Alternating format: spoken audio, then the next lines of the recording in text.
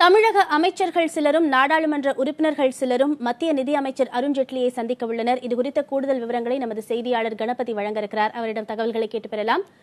கணபதி, நிதியமைச்சர் அருண் ஜேட்லியை சந்திக்கவிருக்கும் தமிழக அமைச்சர்கள், நாடாளுமன்ற உறுப்பினர்கள் யார் யார்? இந்த சந்திப்பு எங்கு, எப்போது நடைபெறுகிறது?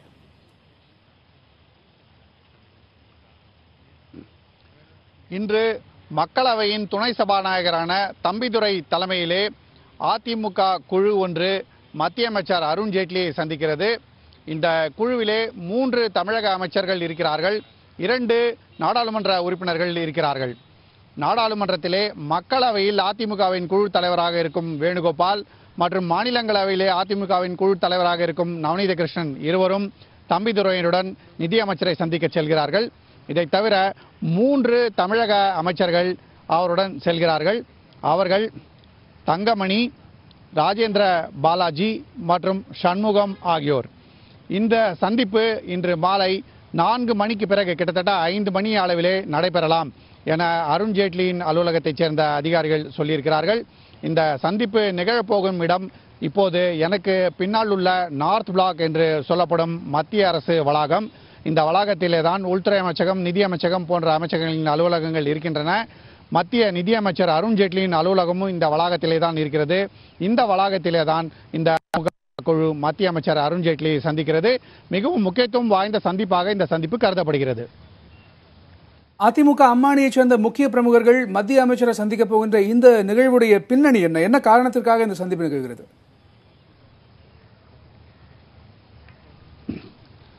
2 விதமான காரணங்கள் இருக்கின்றன. சமீபத்திலே தமிழக முதலமைச்சர் எடப்பாடி பழனிசாமி பிரதமர் நரேந்திர மோடியை சந்தித்தது உங்களுக்கு நன்றாகவே நினைவிருக்கும். அந்த சமயத்திலே தமிழகத்துக்கு விரைவாக வறட்சி நிவாரணம் கொடுக்கப்பட வேண்டும் என்று பல்வேறு கோரிக்கைகளை பிரதமர் முன் வைத்திருந்தார் தமிழக முதல்வர். அந்த கோரிக்கைகளின் அடிப்படையிலே தமிழகத்துக்கு என்னென்ன உதவிகள் உடனடியாக தேவை என்பது குறித்து நிதியமைச்சரிடம் விவாதிப்பதற்கு இது ஒரு முக்கிய வாய்ப்பாக இருக்கிறது. இதை தவிர தமிழக நாடாளுமன்ற குழு மத்திய அரசிடமிருந்து தமிழகத்துக்கு என்னென்ன உதவிகள் தற்போது தேவை இருக்கிறது என்பதையும் வலியுறுத்தலாம். ஆனால் இதையெல்லாம் விட மிகவும் முக்கியமாக வர இருக்கின்ற குடியரசுத் தலைவர் தேர்தலிலே அதிமுகவின் சசிகலா அணியும் பாரதிய ஜனதா கட்சியின் வேட்பாளருக்கு வாக்களிக்க வேண்டும், என்டிஏ கூட்டணி கட்சிகளுடன் சேர்ந்து அவர்கள் தங்களுடைய ஆதரவை அளிக்க வேண்டும் என்று பாரதிய ஜனதா வலியுறுத்துவதற்கு இது ஒரு நல்ல வாய்ப்பாக கருதப்படுகிறது. பாரதிய ஜனதா கட்சி தலைவர்கள் சொல்வது என்னவென்றால், ஏற்கனவே சசிகலா அணி, ஓபிஎஸ் அணி என்று அதிமுகவின் 2 அணிகளுமே பாரதிய ஜனதாவுக்கு நிச்சயமாக இந்த தேர்தலிலே ஆதரவு அளிக்கும் என்பது தெளிவாக இருக்கிறது. ஆனால் அதை உறுதி செய்ய வேண்டும் என்பதற்காக பல்வேறு முயற்சிகள் தொடர்ந்து மேற்கொள்ளப்பட்டு வருகின்றன.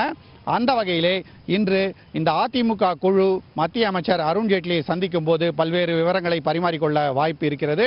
ஆகவே குடியரசுத் தலைவர் தேர்தலில் மட்டுமல்லாமல் துணை குடியரசுத் தலைவர் தேர்தலிலும் அதிமுகவின் 2 அணிகளும் பாரதிய ஜனதா கட்சிக்கு வாக்களிக்க வேண்டும், பாரதிய ஜனதா கட்சியின் வேட்பாளரை ஆதரிக்க வேண்டும் என்கிற விஷயம் தொடர்ந்து வலியுறுத்தப்பட்டு வரும்.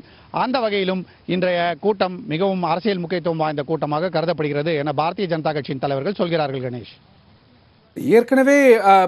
ஏற்கனவே பிரதமரை தமிழக முதலமைச்சரும் முன்னாள் முதலமைச்சர் ஓ பன்னீர்செல்வம் உள்ளிட்டோர் அடுத்தடுத்து சந்தித்திருக்கிறார்கள். இந்த நிலைமையில அமைச்சர்கள் மத்திய அமைச்சரை சந்திக்க இருக்கிறார்கள்.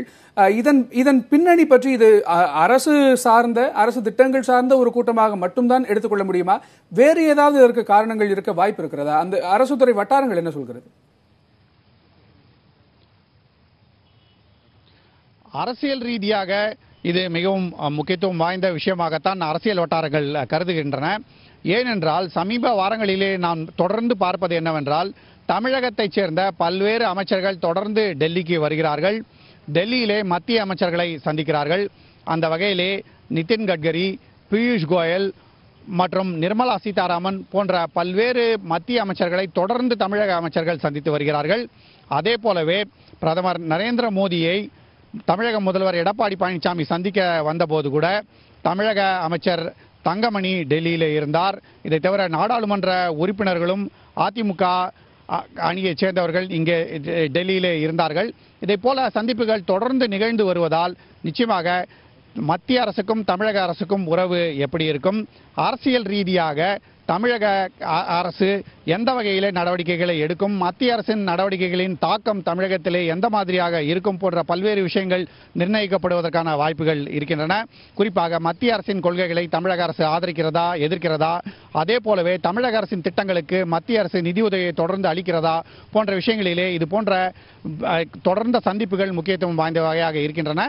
அதை தவிர அரசியல் ரீதியாக அதிமுகவின் இரு அணிகளும் அங்கே தமிழகத்திலே பல்வேறு விதங்களிலே நேர் எதிராக ஒன்றுக்கொன்று முரணாக பல்வேறு விஷயங்களிலே செயல்பட்டு வந்தாலும் மத்தியிலே மத்திய அரசின் திட்டங்கள் மற்றும் பாரதிய ஜனதா கட்சியின் கொள்கைகளுக்கு ஆதரவு கிடைக்குமா, அதே போல குடியரசுத் தலைவர், துணை குடியரசுத் தலைவர் தேர்தல்களிலே இரண்டு அணிகளுமே ஒன்றாக பாரதிய ஜனதா கட்சியை ஆதரிக்குமா போன்றவற்றை நிர்ணயிக்கக்கூடிய முடிவுகளாக இந்த சந்திப்புகள் இருக்கின்றன.